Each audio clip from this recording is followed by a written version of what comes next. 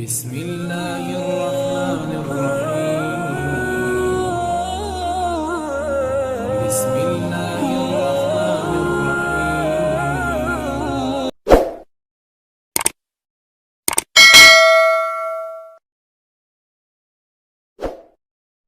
السلام عليكم ورحمة الله وبركاته.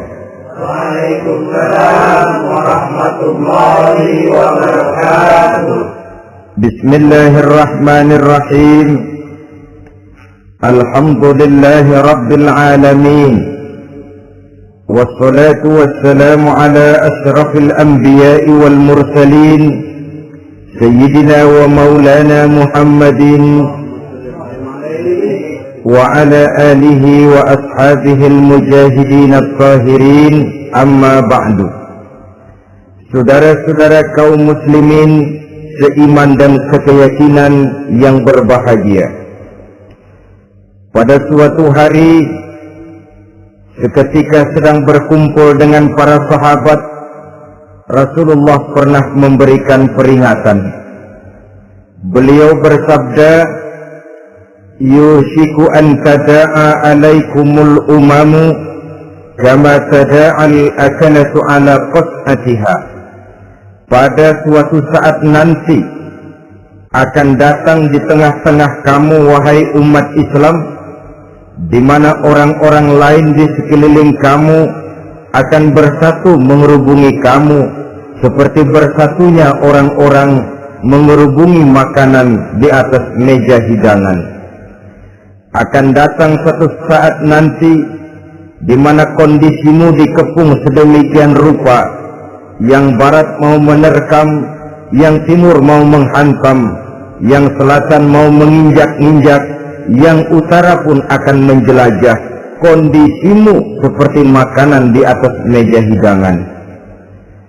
Sebagian sahabat merasa heran dan terkejut, lalu mereka bertanya, amin qillati nahnu yawma izin ya Rasulullah. Apakah jumlah kami pada waktu itu sedikit ya Rasul? Kami sampai dikepung sedemikian rupa? Beliau menjawab, bal antum yawma izin katsir. Sama sekali tidak. Kamu tidak sedikit pada saat itu. Bahkan jumlahmu sangat banyak. Kamu adalah mayoritas. Walakinnakum ghusa'un ka ghusa'is sail. Tetapi keadaanmu saat itu persis seperti buih di lautan. Banyak tetapi centang perenang. Banyak tetapi tidak punya daya dan kekuatan. Banyak tapi dipermainkan gelombang lautan, dihempaskan ke tepian pantai tanpa punya makna dan arti. Kondisimu pada saat itu kuantitas yang tanpa kualitas, sehingga orang lain enak saja mengepung kamu. Akidahmu didangkalkan, dibanjiri dengan peradaban dan kebudayaan yang menjauhkan dari agama. Dari segi maksiat dan munkarat seluruhnya mengepung sampai kita melepaskan nilai-nilai Islam kita ini. Dan celakanya, sambung beliau, wal yanzi'anna fi qulubi aduwikumul mahabata minkum. Akan dicabut kehebatanmu di mata musuh-musuhmu, sehingga pada saat seperti itu orang lain memandangmu umat Islam enteng saja, remeh saja, tidak ada apa-apanya. Sudahlah, pokoknya umat Islam sikat saja, umat Islam enteng, umat Islam kecil, umat Islam tidak ada apa-apanya. Alangkah ironinya, alangkah menyedihkannya, memilukan dan sekaligus memalukan. Umat yang mayoritas ini dipermainkan oleh yang minoritas. Umat yang jumlahnya terbesar, terbanyak, bahkan konon menurut catatan sampai 90%, tapi dipermainkan oleh mereka kelompok-kelompok kecil ini. Wal yakzifanna fi qulubikumul wahn. Pada saat itu di hatimu dicampakkanlah penyakit wahan. Sahabat kemudian bertanya, wa mal wahnu ya Rasulullah? apakah penyakit wahan itu ya Rasul? Beliau menjawab, hubbud dunya wa karahiyatul maut. Penyakit wahan itu tidak lain hubbud dunya wa karahiyatul maut. Terlalu cinta kepada dunia dan terlalu takut kepada mati. Materialistis dan takut resiko. Dua penyakit inilah yang menyebabkan walaupun umat ini mayoritas, tapi dipermainkan oleh yang minoritas. Walaupun dia golongan terbesar, tapi nasibnya seperti makanan di atas meja makan. Dari segala macam penjuru mau menghantam dia. Saudara-saudara kaum muslimin yang berbahagia, ini merupakan analisa sosial bahwa pada suatu saat nanti akan terjadi di tengah-tengah umat di mana kita dihantam dan diserbu dari segala macam penjuru. Akidah didangkalkan, peradaban dan kebudayaan dirusak, makanan dan minuman diracuni, pakaian ditelanjangi dan lain sebagainya, sampai kita melepaskan nilai Islam yang kita cintai ini. Kondisi sosial ini satu saat akan datang kepada kita. Demikian analisa dan peringatan dari Rasulullah sallallahu alaihi wasallam. Marilah sekarang kita melihat, adalah benar bahwa di zaman sekarang kita insya Allah tidak akan mengalami perang Badar sehebat yang pernah dialami oleh Rasul dan para sahabatnya. Tetapi sesungguhnya perang yang kita hadapi di zaman sekarang ini tidak kalah hebatnya dengan perang Badar, tidak kurang dahsyatnya dengan perang Uhud, tidak kurang ngerinya dari perang Khandaq. Hanya saja yang kita hadapi sekarang ini bukan ujung pedang, bukan ujung tombak, bukan ujung panah. Yang kita hadapi sekarang ini adalah perang akidah, perang ideologi, perang mempertahankan keyakinan. Yang kalau kita kalah sekarang, kita memang masih beragama, tetapi anak kita, cucu kita, generasi yang akan hidup 5, 10, 20, 30 tahun yang akan datang, wallahu a'lam bishawab. Islam, saudara-saudaraku, tidak mungkin hilang dari dunia, tetapi tidak mustahil Islam gulung tikar dari desa kita, tidak mustahil Islam gulung tikar dari kampung dan kota kita, jikalau kita tidak menjaganya, jikalau kita tidak memeliharanya, bahkan jikalau kita tidak mewariskannya kepada anak-anak kita, generasi yang akan datang. Marilah kita mengingat sejenak bagaimana Islam di Spanyol yang pernah jaya, pernah mewarnai daratan Eropa, dan yang sekarang hanya sekedar tinggal ceritanya saja.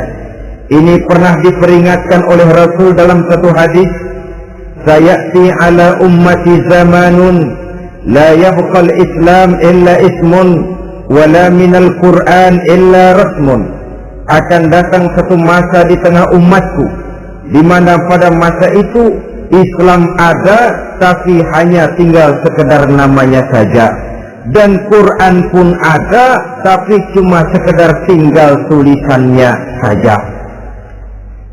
Apabila kita tidak mewariskan ini kepada generasi yang akan datang, maka serbuan-serbuan dari berbagai macam penjuru dari hari ke hari semakin kita rasakan kehebatannya. Tidak mustahil sejarah Spanyol akan terjadi di desa kita, akan terjadi di kampung kita, akan terjadi di kota kita. Orang Spanyol, kalau mereka cerita kepada anaknya, mereka akan cerita, nak, di sini dulu ada masjid. Kapan Pak? Dulu benar dah. Banyak orang Islam kalau hari Jumat pada sembahyang, kapan itu Pak? Dulu sekali. Sekarang cuma sekedar tinggal ceritanya saja. Bukankah sesuatu yang sangat tidak mustahil apabila kita tidak menjaga dan mewariskan Islam ini kepada generasi yang akan datang, maka serbuan-serbuan akan membawakan hasil yang diinginkan oleh para penyerbu itu tadi. Kita sudah menjadi umat yang mayoritas, Tetapi umat yang mayoritas ini menurut Rasul dikepung sedemikian rupa, akidahnya didangkalkan, peradaban dan kebudayaannya ditekan sedemikian rupa, kehidupan sosialnya dibuat individualis, kemudian dari segi pergaulan, pakaian, makanan, minuman dan sebagainya diracuni, sampai dia tidak lagi berpegang teguh kepada agamanya. Dan dikala itu hilang kehebatan umat ini di mata musuh-musuhnya. Orang lain memandang kita ringan saja, enteng saja, satu umat yang sudah kehilangan wibawa. Padahal konon kabarnya kita mayoritas, tapi enak saja dikutak-kutik orang lain. Dan dikala itu di hati kita merajalela penyakit uahan. Penyakit uahan itu apa? Pertama, hubbud dunia, terlalu cinta kepada dunia. Terlalu cinta kepada dunia yang menyebabkan kita lupa akan tanggung jawab dan kewajiban, lupa meneruskan dan mewariskan Islam kepada generasi yang akan datang. Kita berlomba hanya untuk mengejar dunia dan seluruh isinya. Baik dia bernama material, baik dia bernama seksual, baik dia bernama pangkat, jabatan dan kedudukan, berlomba-lomba kita di dalamnya. Sampai tercampaklah penyakit hubbud dunia di dalam hati ini. Berurat dan berakar dunia itu, sulit dan berat kita berpisah daripadanya. Akibatnya kemauan untuk berbuat demi dan atas nama agama sangat sulit terwujud di dalam kehidupan ini. Yang kedua, karahiyatul maut, terlalu takut kepada mati. Baik mati ajal, mati dalam artian yang sebenarnya, baik mati usahanya, baik mati karirnya, baik mati pangkat dan jabatannya. Sehingga dengan demikian akibatnya jatuhlah kita menjadi umat yang kehilangan wibawa di mata orang lain. Saudara-saudara kaum muslimin rahimakumullah, saya katakan tadi, perang yang kita hadapi di zaman sekarang adalah perang akidah. Perang menghadapi peradaban dan kebudayaan yang menghancurkan moral daripada anak-anak kita. Perang menghadapi banjirnya maksiat dan munkarat, yang di tengah-tengah itu, di samping berkewajiban menjaga diri dan keluarga, kita pun juga berkewajiban menjaga anak-anak kita, generasi yang akan datang, mengarahkan dan mendidik mereka sesuai dengan yang dikehendaki oleh Allah Subhanahu wa ta'ala. Oleh sebab itu, pada pertemuan kali ini yang akan saya bicarakan ialah bagaimana idealnya seorang muslim lebih dahulu memberikan pendidikan kepada anak-anaknya. Di tengah satu situasi dan kondisi di mana serbuan datang silih berganti melanda dan menghantam umat Islam, kemana anak-anak kita ini harus kita arahkan? Karena kita orang tua mempunyai tanggung jawab. Anak adalah amanah, menyia-nyiakan amanah adalah dosa, dan dosa itu merupakan satu dosa yang besar. Bahkan orang tua bisa saja masuk neraka kalau tidak bertanggung jawab tentang anak-anaknya. Satu riwayat menjelaskan ada orang soleh, ngajinya cukup, sholatnya cukup, puasanya cukup, zakatnya cukup, di mana ada majelis taklim hadir, baca Quran hobi, fitnah orang tidak pernah. Di akhirat setelah disidang dia ternyata lebih banyak kebaikannya daripada kejahatannya, maka dia pun diperintahkan dan dipersilahkan masuk ke dalam surga. Giliran anaknya disidang, biang okem nih anak. Ditanya, siapa Tuhanmu? Tidak tahu. Siapa nabimu? Tenyaho. Apa kitabmu? Ora gelem. Kamu pernah sholat? Tidak. Zakat? Tidak. Puasa? Tidak. Judi? Hobi. Zina? Tiap malam. Mabuk? Berat. Wah, brengsek kamu. Kebaikan tidak ada barang sedikit pun, sementara kesalahan dan dosa berlipat ganda. Kamu neraka. Anak ini protes. Benar, saya tidak kenal siapa Tuhan saya. Saya tidak tahu siapa Nabi saya. Saya tidak tahu kitab suci dan kiblat saya. Saya tidak sholat, tidak zakat, tidak puasa. Tiap malam saya judi, saya zina, saya mabuk. Tapi saya kerjakan semua itu karena saya tidak tahu dan orang tua saya tidak pernah memberitahu saya. Dia enak-enakan hadir di majelis taklim, saya nyekek botol, didiemin saja. Dia enak-enakan baca Quran, saya zina, didiamkan saja. Saya bukan tidak mau, orang tua saya sama sekali tidak pernah mendidik saya. Dia mau benar sendiri. Maka kalau sekarang saya harus masuk ke dalam neraka, saya menuntut agar orang tua saya ikut sama-sama bergabung dengan saya ke dalam neraka. Gara-gara dia tuh saya jadi begini. Orang tuamu yang mana? Tuh, yang barusan mau ke surga. Ini orang tua yang sudah mau berangkat ke surga dipanggil. Sebentar dulu, Mas. Ini benar anak kamu? Iya, Pak. Waktu di dunia kamu tidak pernah ajarin dia ngaji? Sampai dia tidak kenal Tuhannya, tidak kenal nabinya, tidak kenal kiblat dan kitab sucinya? Iya, Pak. Dia tidak sholat, kamu diamkan saja. Dia tidak puasa, tidak zakat, kamu bersikap masa bodoh. Bahkan dia judi, dia zina, dia mabuk, kamu pun mendiam diri saja. Iya, Pak. Tahukah kamu bahwa anak ini adalah amanah? Menyia-nyiakan amanah artinya khianat, dan khianat adalah dosa yang sangat besar. Kamu tidak bertanggung jawab, maka kamu, anakmu gabung ke dalam neraka. Saudara-saudara kaum muslimin rahimakumullah, itu sebabnya Allah pesan benar-benar, ya ayyuhalladzina amanu qu anfusakum wa ahlikum nara. Hai orang-orang yang beriman, jaga dirimu dan keluargamu, istri, anak, orang-orang yang menjadi tanggung jawab dan kewajiban kita, jaga dan pelihara mereka dari api neraka.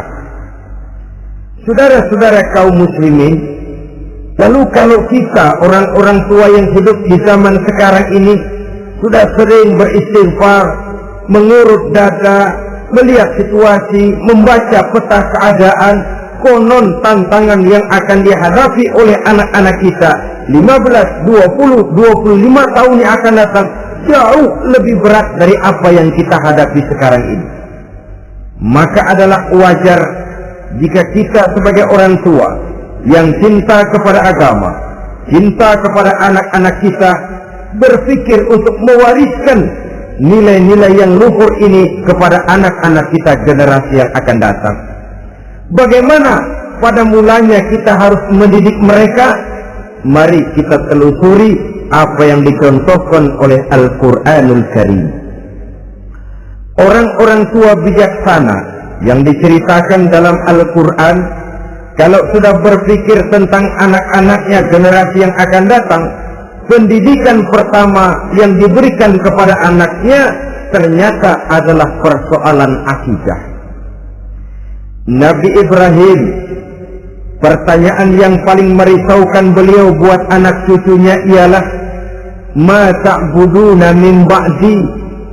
Saudara bisa lihat surah Al-Baqarah ayat 133. Anak-anakku, kalau pada satu saat nanti aku, ayahmu ini sudah tidak ada lagi, meninggalkan kamu semua, meninggalkan kehidupan dunia ini, ma ta'buduna min ba'di, apa yang akan kamu sembah nak kalau ayah sudah tidak ada lagi?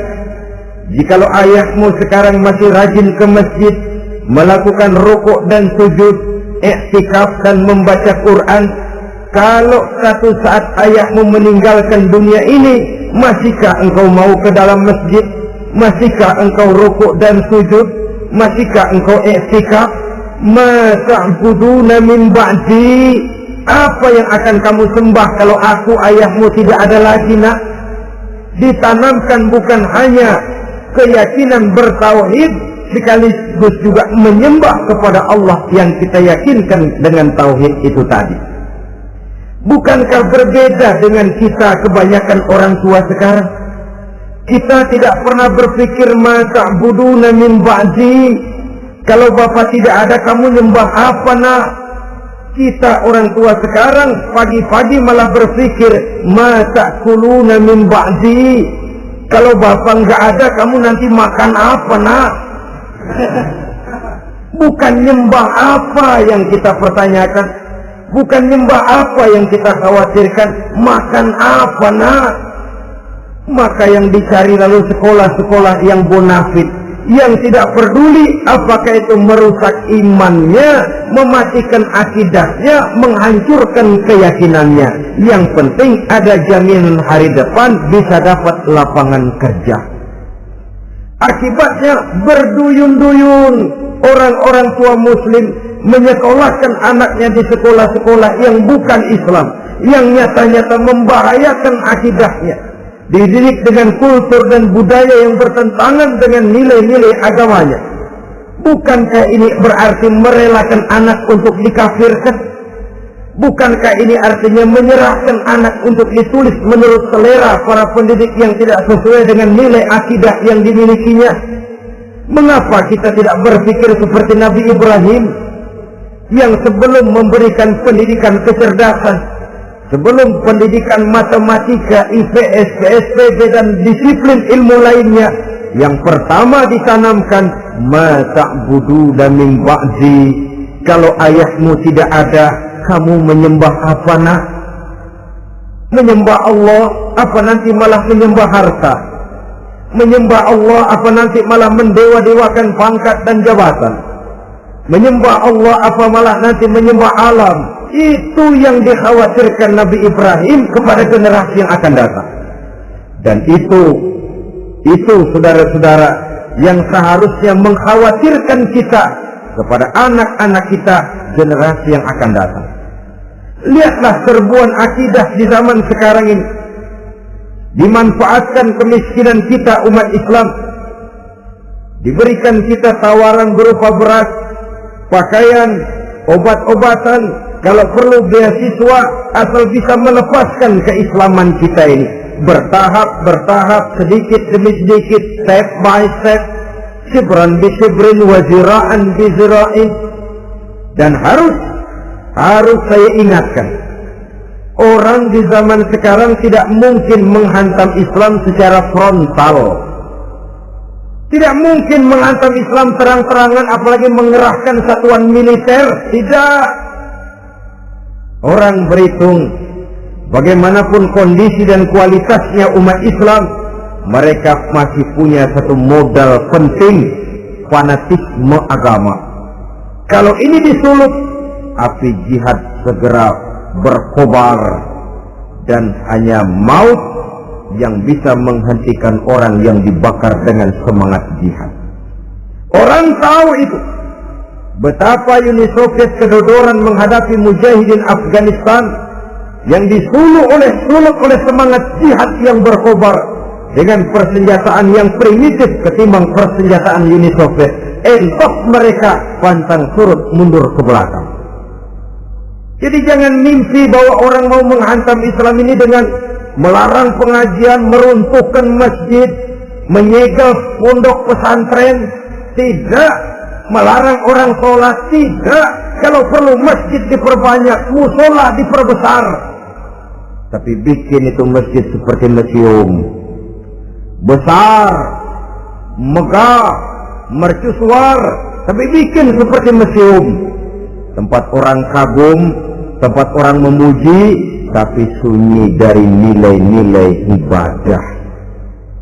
Saudara-saudara kaum muslimin, untuk sampai kepada penghantaman akidah, jalan yang paling mudah dirintis sekarang ini secara bertahap dan sistematis, memisahkan umat Islam dari Islamnya. Biarkan mereka bernama muslim. Biarkan di atas kartu penduduknya tertulis agama Islam. Tapi tanamkan budaya-budaya yang menyebabkan cara bergaul mereka cara berumah tangga mereka, cara bertetangga mereka, sampai kepada cara mereka berpakaian, cara mereka bergaul, cara mereka makan dan minum, cara mereka mendidik dan menyekolahkan anak, sama sekali tidak lagi mencerminkan nilai-nilai yang islami.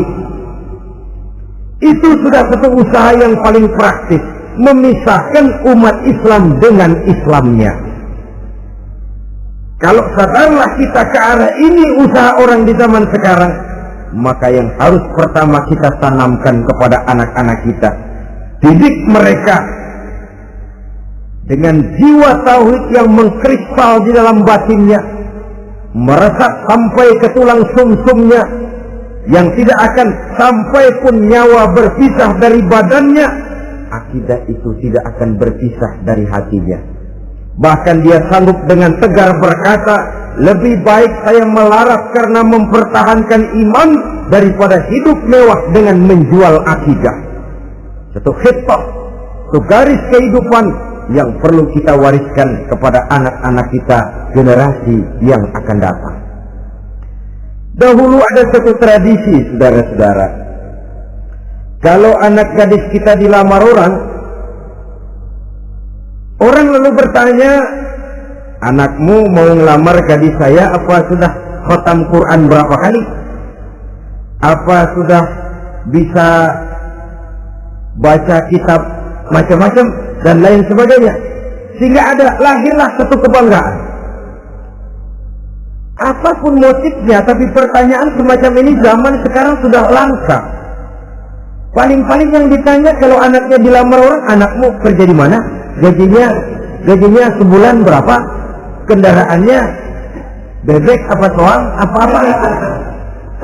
Itu yang kita pertanyakan, berkisar di seputar materi, kerja, job, status sosial dan lain sebagainya. Perkara bisa baca Quran atau tidak, nomor 18. Perkara sembahyangnya rajin apa tidak, nomor 36. Saudara hadirin, akibatnya terjadi pergeseran nilai.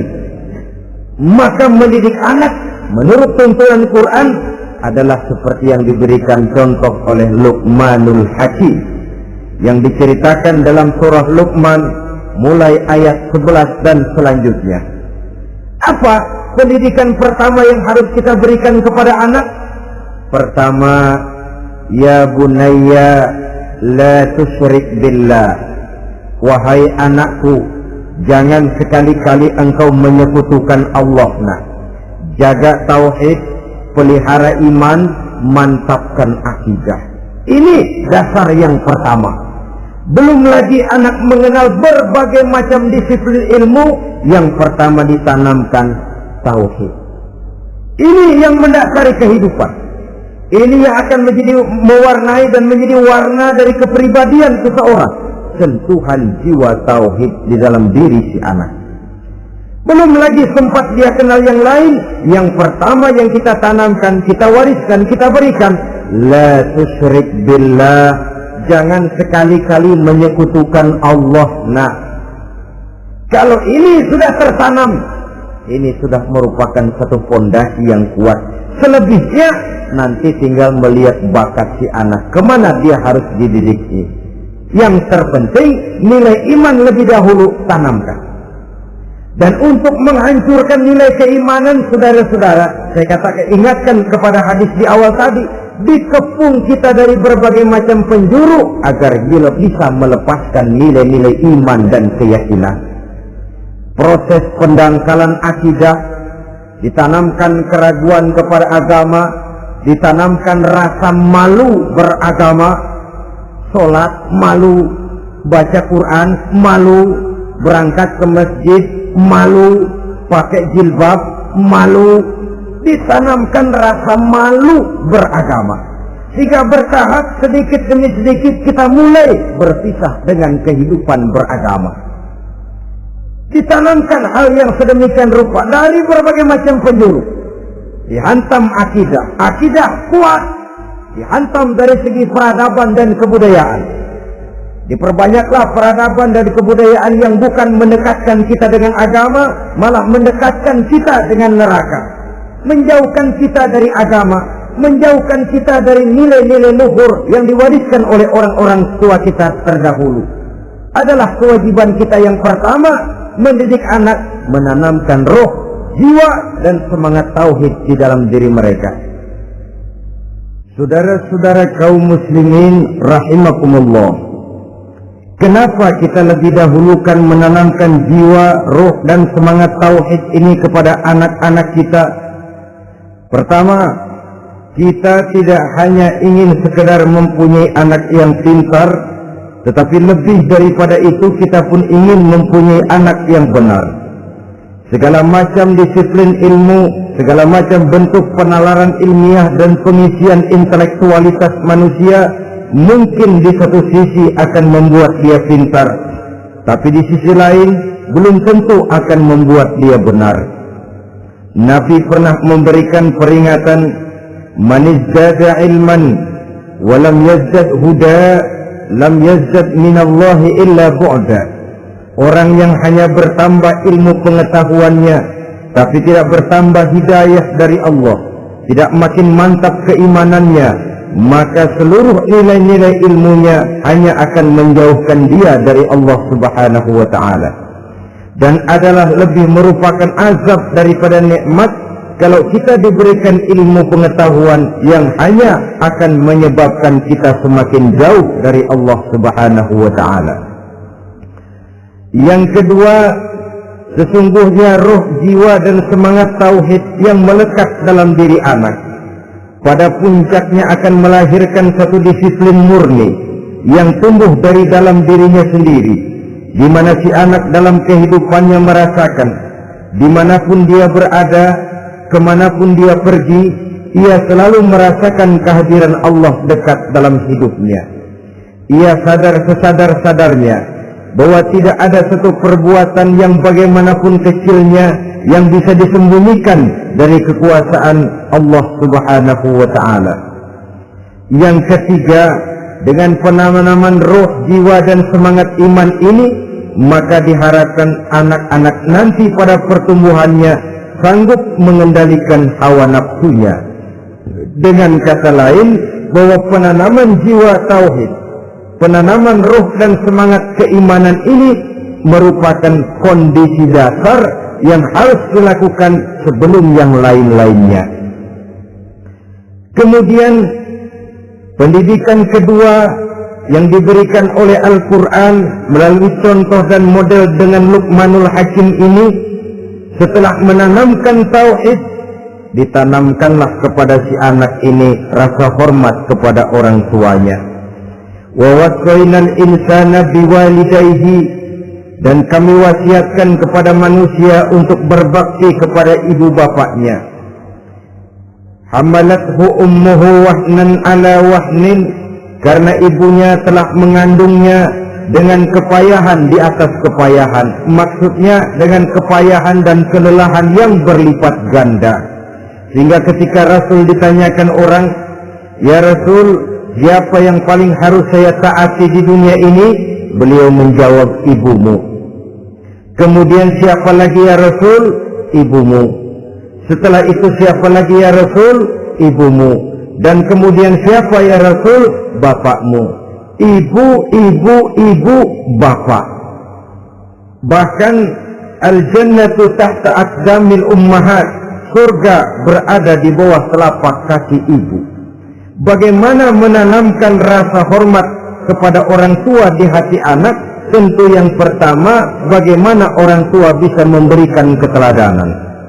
Marilah kita sebagai orang-orang tua ini menyadari bahwa sebelum anak kenal sekolah dasar, sebelum anak kenal TK, ibtidaiyah, sanawiyah, sampai kepada perguruan tingginya, yang pertama dia kenal adalah lingkungan rumah tangganya, gurunya adalah ibu bapaknya.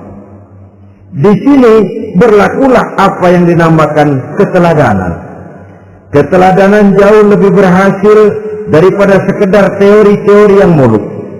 Keteladanan jauh lebih berhasil daripada berbagai macam indoktrinasi dan penataran. Kurangnya keteladanan akan menyebabkan anak mencari pola. Apabila kita orang tua ini tidak bisa memberikan keteladanan yang baik kepada anak-anak kita, maka pada suatu saat anak-anak akan menganggap enteng dan kehilangan wibawa kita sebagai orang tua di mata mereka. Dikala itu akan sangat sulit kita membentuk kepribadian mereka.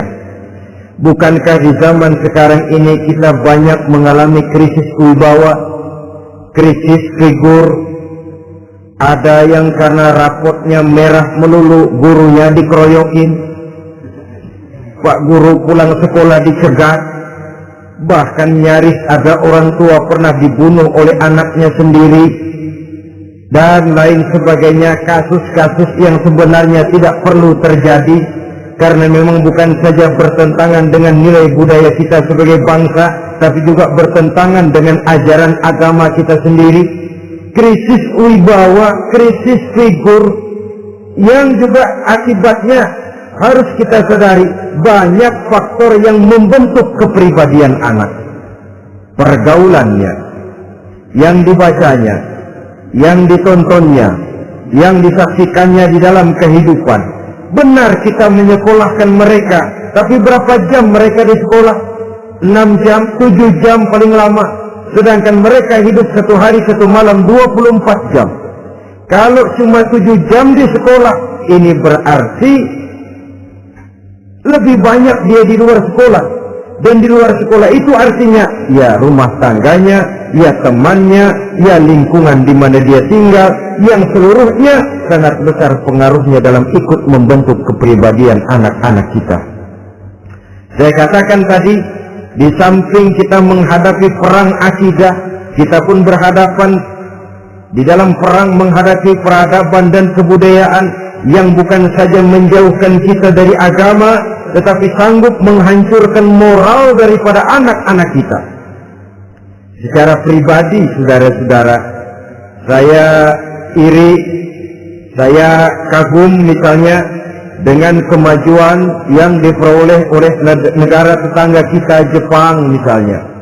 Padahal tahun 45 ia pun hancur lebur oleh meledaknya atom di Hiroshima dan Nagasaki. Tapi bagai satu tenaga raksasa kemudian Jepang bangkit menjadi satu negara superpower di Asia. Bahkan gurunya saja Amerika sekarang ini kewalahan menghadapi perang dagang dengan Jepang ini. Dan yang menarik, Jepang bisa maju dan modern dengan tetap menjadi Jepang, tanpa harus kehilangan identitasnya sebagai satu bangsa, tanpa harus kehilangan kepribadiannya sebagai satu bangsa. Sebagai negara yang sedang berkembang, kita sering latah. Kita ingin meniru Barat, tapi bukan teknologinya, westernisasinya yang kita tiru, bukan isinya, kulitnya yang kita ambil. Akibatnya apa? Modernnya belum, orangnya sudah Barat. Bergaulnya sudah cara Barat, berumah tangganya sudah cara Barat, berpakaiannya sudah cara Barat, mendidik anaknya sudah cara Barat. Di mana ketemu orang tua cukup hello daddy.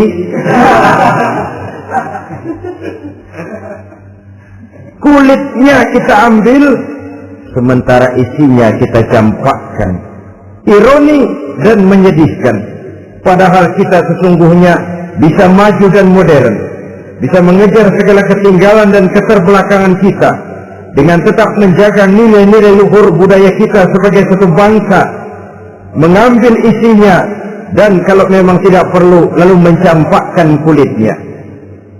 Pengaruh peradaban dan kebudayaan yang menghancurkan moral daripada anak-anak kita oleh pesatnya arus teknologi, oleh pesatnya arus komunikasi, di mana hal-hal yang terjadi di belahan dunia lain dapat kita saksikan hari ini juga melalui layar televisi, yang terjadi di Amerika, di Eropa, di Afrika, di ujung dunia yang paling ujung sekalipun, di ujung dunia yang paling ujung. Hari ini kejadian, hari ini sudah bisa kita saksikan pesatnya arus komunikasi.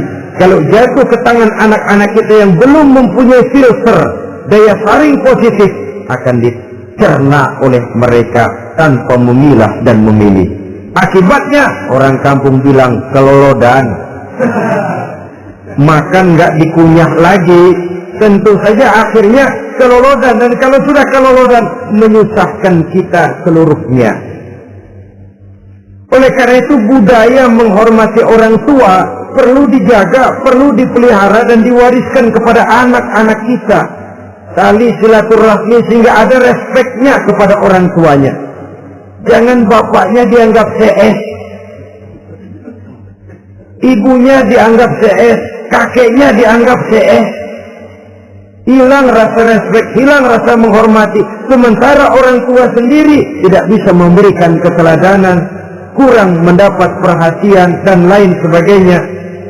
Apalagi kalau baik ibu maupun bapak adalah orang-orang karier yang setiap hari sibuk menghadapi tugas masing-masing.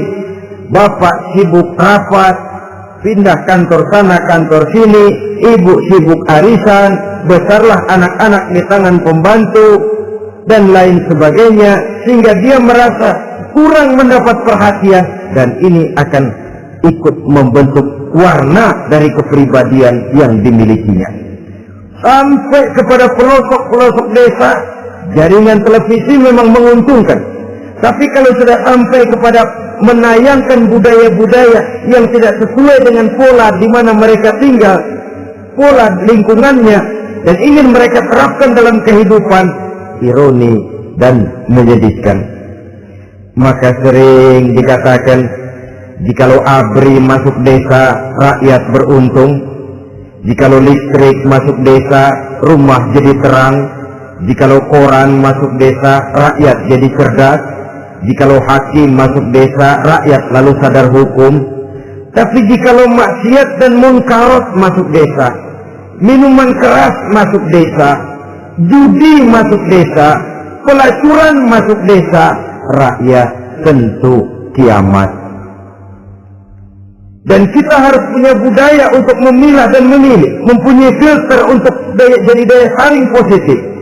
Oleh karena itu, saudara-saudara, tahap kedua setelah menanamkan jiwa tauhid kepada anak, tanamkan rasa hormat kepada orang tuanya. Orang tua itu ibu bapaknya, orang tua itu guru-gurunya yang mengajarkan dia, atau yang dianggap tua yang lebih senior dari dia. Karena tidak ada satu peradaban yang berdiri sendiri. Bagaimanapun maju dan modernnya kita sekarang, tentu merupakan mata rantai yang berkaitan dari generasi terdahulu. Ini yang kedua. Setelah tauhid, berbakti kepada ibu dan bapak. Tidak ada satu kebahagiaan yang bisa ditegakkan di dunia ini tanpa doa, tanpa restu daripada ibu dan bapak. Ini keramat hidup. Doanya dikabul Allah dan kutuknya juga dikabul oleh Allah Subhanahu wa ta'ala. Jadi mendidik anak setelah menanamkan jiwa tauhid, menanamkan rasa hormat dan taat berbakti kepada ibu bapaknya. Itu yang kedua. Kemudian yang ketiga, melalui model Luqman, Quran mendorong kita untuk mendidik anak menanamkan etika otonom. Apa itu? Ya bunayya, innaha in takum mithqala habbatin min khardalin fatakun fi sakhratin aw fis samawati aw fil ardi ya'ti biha Allah. Wahai anakku, sesungguhnya kalau ada satu kebaikan yang kamu kerjakan, kecil, tidak nampak oleh pandangan mata yang zahir, yang kecil itu tersembunyi di puncak langit, di dasar bumi yang paling dalam, atau di tengah batu hitam sekalipun, Allah pasti mengetahuinya dan pasti akan memberikan balasan yang seadil-adilnya. Pendidikan apa ini? Pendidikan moral, menanamkan etika otonom. Nah, kau berbuat baik jangan karena dilihat orang. Kau tidak mau melakukan kejahatan jangan cuma karena ada polisi. Kalau ada polisi kau tidak mau jahat, kucing juga begitu. Coba lihat kucing, taruh ikan asin di piring kaleng, tongkrongin, aduh kucing kalem, sopan, tenang. Sedikit kita lengah, habis ikan digarap. Tapi ditanamkan satu kesadaran, kemanapun kau pergi, apapun yang kau kerjakan, tersembunyi di tengah batu, di dasar bumi, di puncak langit, Allah pasti tahu. Dalam bahasa yang ringan, nak, kita ini diawasi oleh 2 hiperkomputer yang maha sensitif, produksi langit, mereknya Rockheed dan Asid. Itu komputer yang sangat peka dan sensitif. Jangankan kita berbuat, kita berniat baik saja, komputer sudah nyatet sendiri. Inilah yang orang sekarang namakan waskat, nak, pengawasan malaikat. Kalau hidup sudah merasa diawasi oleh malaikat, waskat berhasil. Tapi kalau waskat sudah diawasi malah nekat, itu yang gagal. Atau yang diawasi dan yang mengawasi sama-sama sepakat, nah, itu juga bisa cintai. Saudara-saudara kaum muslimin rahimakumullah, waskat dalam pengertian kita muslim, bagaimana hidup ini merasakan diawasi oleh malaikat.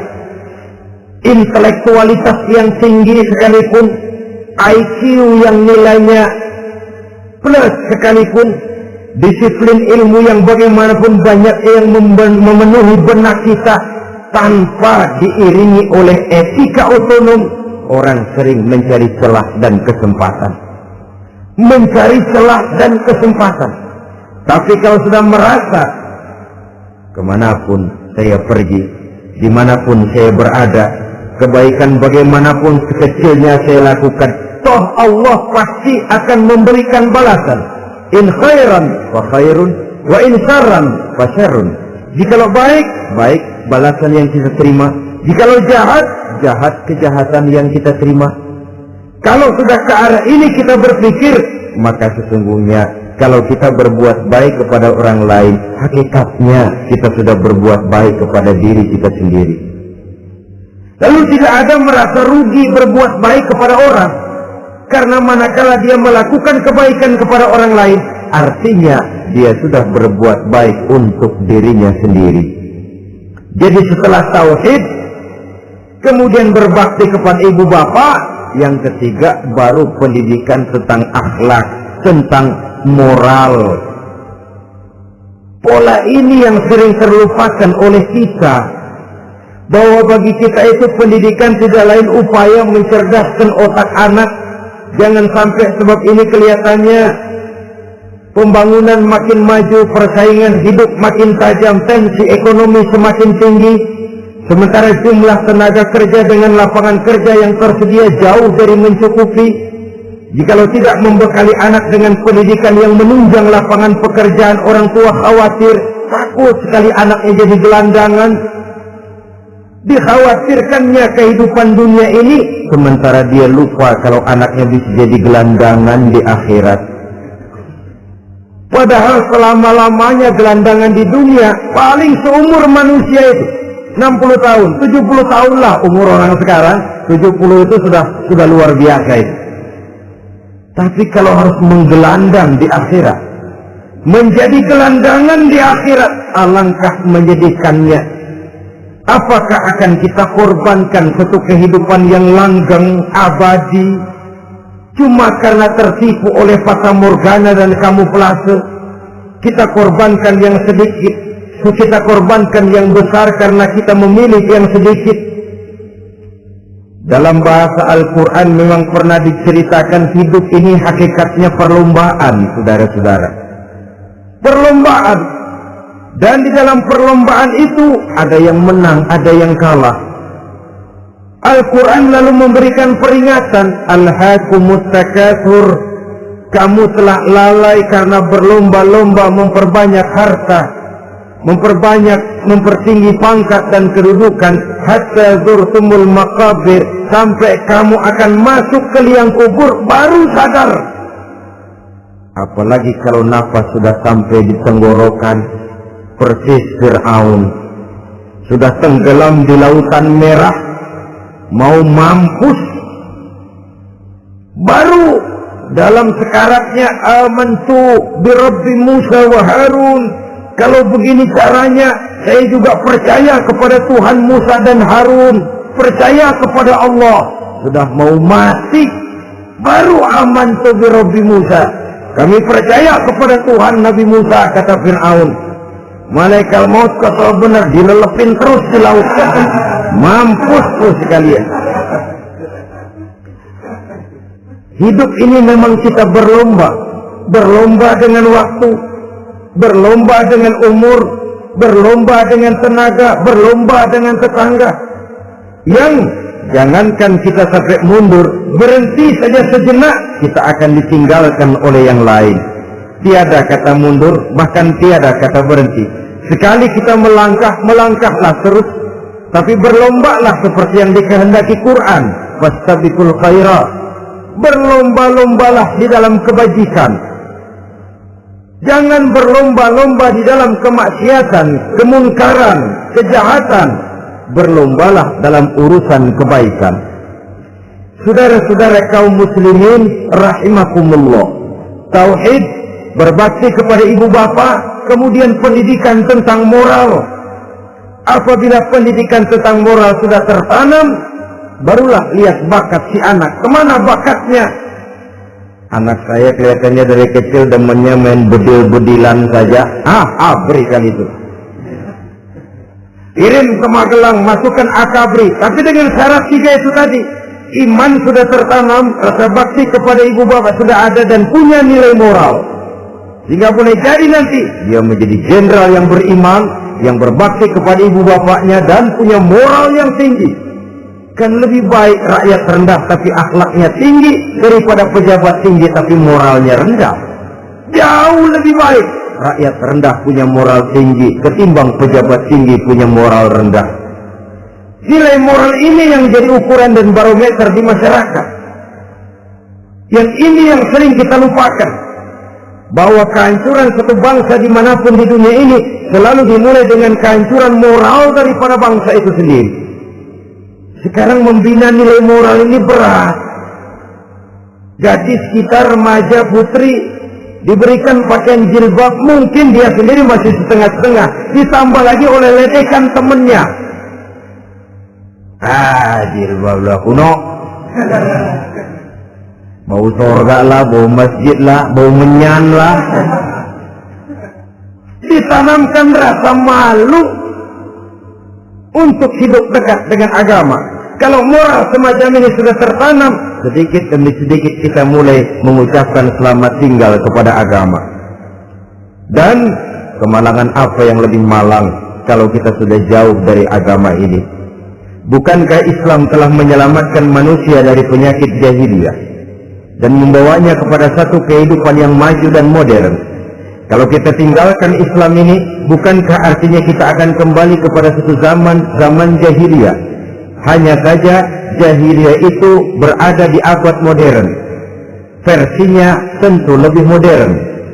Kalau zaman jahiliyah dulu mabuknya pakai arak, zaman sekarang sudah macam-macam orang bisa mabuk. Kalau zaman jahiliyah dulu anak perempuan dikubur hidup-hidup, zaman sekarang kadang-kadang belum sempat lahir ke dunia, malah sudah dibunuh lebih dahulu. Versinya saja yang berbeda. Kalau di zaman jahiliyah dahulu manusia menyembah batu yang bernama Latta, Uzza, Manat dan Hubal. Di zaman jahiliyah modern sekarang ini orang sering menyembah kepala bagiannya, sering menyembah atasannya, sering menyembah komputer, sering menyembah teknologi modern yang lebih diyakininya daripada Allah sebagai keyakinan sentral di dalam hidupnya. Saudara-saudara kaum muslimin rahimakumullah. Jadi yang ketiga, nilai moral yang ditanamkan kepada anak-anak kita supaya dia bisa menghadapi tantangan-tantangan hidup yang semakin berat ini dengan tetap berpegang teguh kepada nilai-nilai moral yang diwarnai oleh jiwa keimanannya yang bersumber dari ajaran agamanya. 3. Kemudian yang keempat, barulah tatanan kehidupan sehari-hari. Apa kata Luqman? Ya bunayya aqimis shalah. Setelah bertauhid, berbakti kepada ibu bapa, punya nilai moral. Ya bunayya aqimis shalah, nak dirikan salat. Rumah tangga muslim. Anak berumur 7 tahun sudah berani meninggalkan sholat, kata Nabi, pukul. Bukan untuk menyakiti, untuk mendidik. Karena sayang kepada anak. Saudara-saudara, kita khawatir betul kepada anak.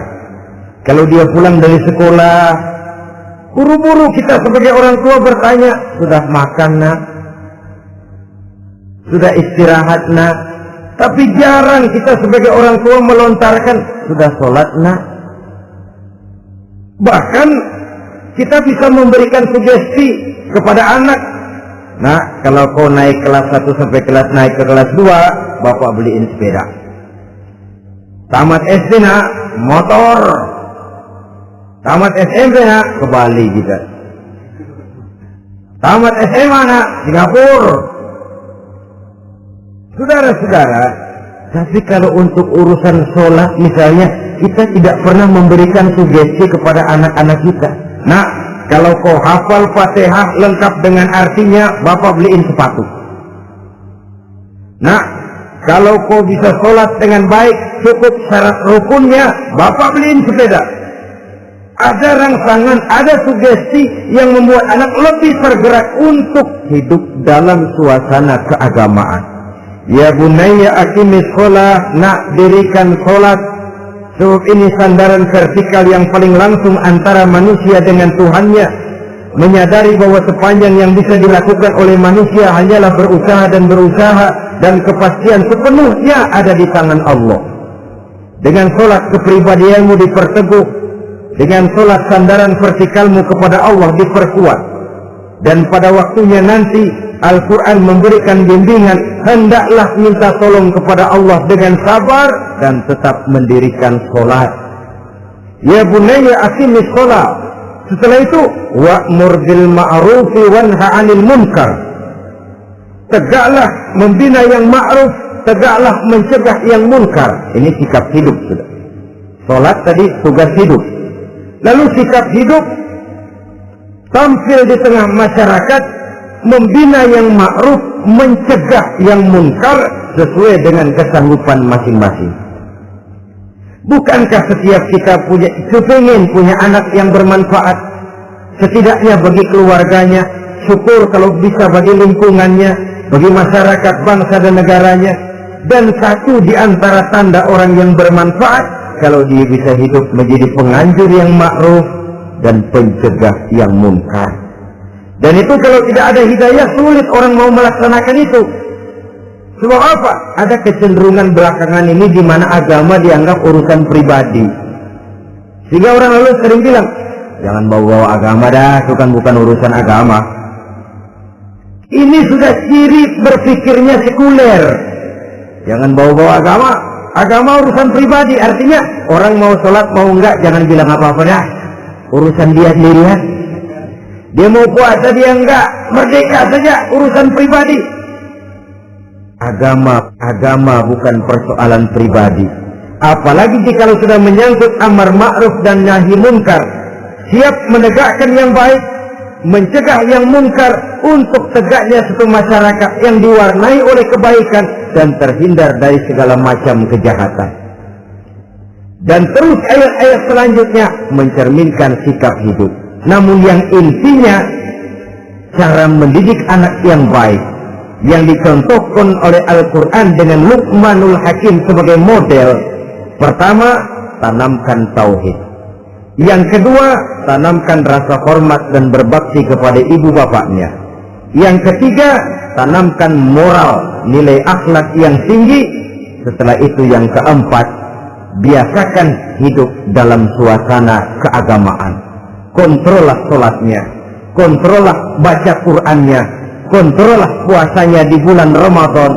Ajaklah anak-anak sholat berjamaah, sehingga dengan demikian dia terbiasa oleh satu suasana yang mendekatkan dia dengan nilai agamanya. Dari sana diharapkan nilai-nilai ilmu yang didapatnya dari bangku sekolah akan menciptakan keseimbangan dengan yang ditanamkan oleh orang tuanya dalam bentuk yang dijelaskan oleh surat Luqman itu tadi. Sehingga apabila keseimbangan ini terwujud, akan menjalin keseimbangan dalam pola berpikir, dan keseimbangan dalam pola berpikir akan melahirkan keseimbangan dalam perbuatannya. Terwujudlah kita harapkan insan yang fid dunya hasanah wa fil akhirati hasanah. Inilah harapan kita semua. Mudah-mudahan Allah memberikan kekuatan kepada kita untuk mewariskan nilai-nilai yang baik kepada generasi yang akan datang, sehingga esok harus lebih baik daripada hari ini dan lusa harus lebih baik daripada hari esok. Terima kasih atas perhatian saudara. Mohon maaf atas segala kekurangan. Usikum wa nafsi bitaqwallah. Wassalamualaikum warahmatullahi wabarakatuh.